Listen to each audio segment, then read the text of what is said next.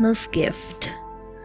"Molly dear," said Mother, "do you remember how you always told us that you wanted a baby brother or baby sister?"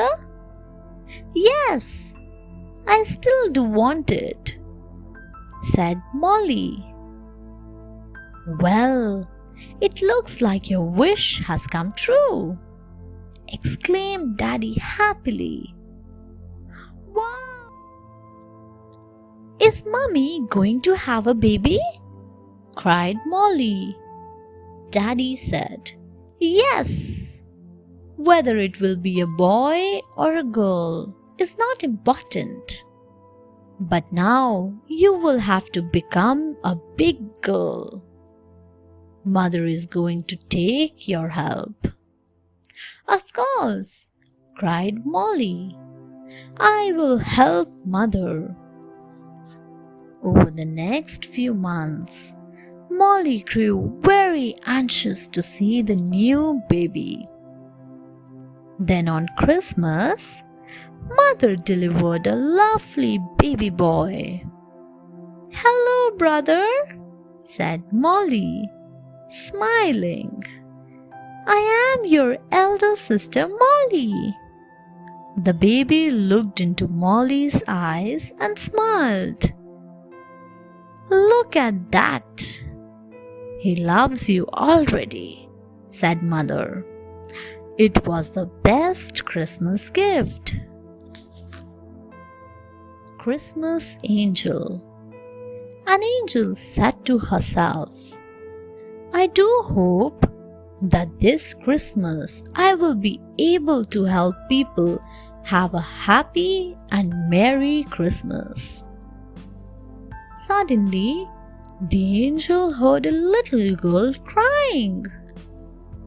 She asked him, "Why are you crying?" The little girl sobbed, "My puppy is missing. I am worried. How will I find it?" The angel asked, "What does your puppy look like?" "He is very cute. He has brown hair and a brown collar," said the little girl. "What is your name?" asked the angel. "My name is Peggy," said the little girl. The angel said, "I will find your puppy. Do not worry." Soon, the angel found the puppy with her powers. She carried it to where Peggy was waiting.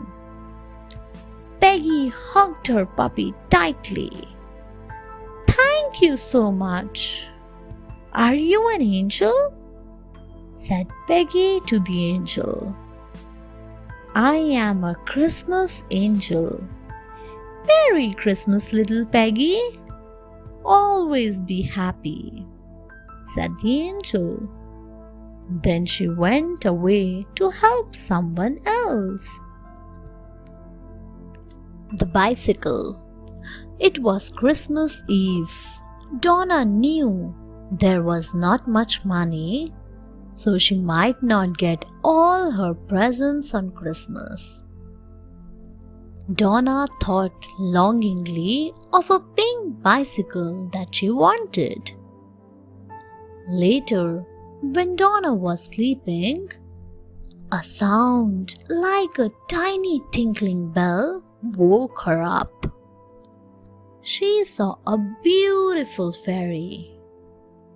The fairy said, "I have an urgent message from Santa Claus. He needs a helper. Will you help?" Donna nodded her head. Soon, she found herself sitting in a sleigh along with Santa. It was so much fun distributing the presents. When all had been delivered, Donna found herself in her own little bed. She heard Grandfather calling out, "Merry Christmas, Donna!" leaning against her bed with a beautiful pink bicycle. From the handlebars hung a label which said, "To Donna, a very good girl. Merry Christmas." Donna thought, just for a moment, that grandfather looked just like Father Christmas. The kind sisters. Tina and Susie were decorating the Christmas tree in the living room. The two sisters were excited but sad too, for their father was far away from home. Suddenly, they saw that their poor neighbor, Mr. Bean's roof had fallen off.